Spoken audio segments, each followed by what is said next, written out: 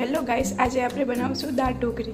ઢોકળી બનાવવા માટે અહીંયા મેં બધી સામગ્રી લઈ લીધી છે। અડધી વાટકી દાળ મેં ધોઈને લઈ લીધી। દાળમાં થોડું પાણી વેડી અને 4-5 સીટીઓ આવે ત્યાં સુધી ચડવા દઈશું। ત્યાં સુધી આપણે હવે લોટ બાંધી લઈએ। આ ઘઉંનો લોટ મેં સારીને લઈ લીધો। થોડી હળદર, મરચું,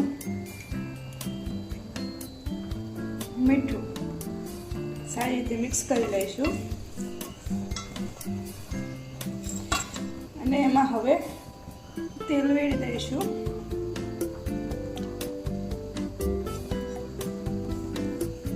અને આનો હવે આપણે લોટ બાંધી દઈએ।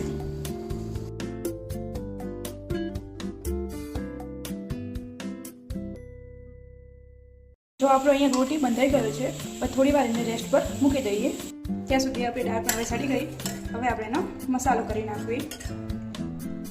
સ્વાદ પ્રમાણે મીઠું, મરચું, હળદર,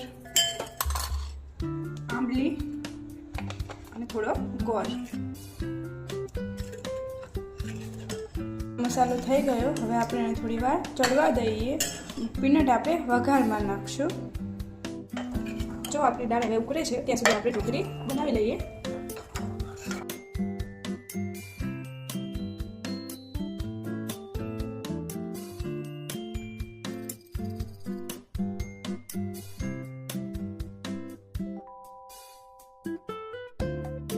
આપણે દાળમાં ચડવા નાખી દઈએ।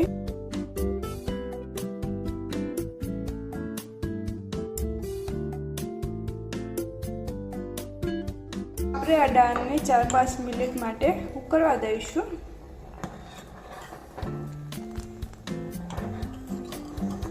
ચલો, અહીંયા આપણી દાળ હવે ચડી ગઈ છે। હવે આપણે વઘારની તૈયારી કરવી। અહીંયા અમે પેનમાં થોડું તેલ લઈ લીધું અને હવે તેલ થોડું ગરમ થવા દઈએ। અહીંયા આપણું તેલ ગરમ થઈ ગયું લાગે છે। અહીંયા આપણું તેલ ગરમ થઈ ગયું। હવે એમાં થોડી રાઈ નાખશું। રાઈ ફૂટી જાય પછી હવે પીનટ, હવે એમાં આપણે દાળનો વઘાર કરી નાખીએ।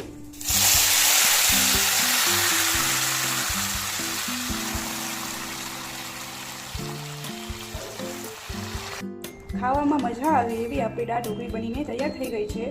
હવે આને ગરમા ગરમ સર્વ કરી લો। લાઈક, શેર અને સબસ્ક્રાઈબ।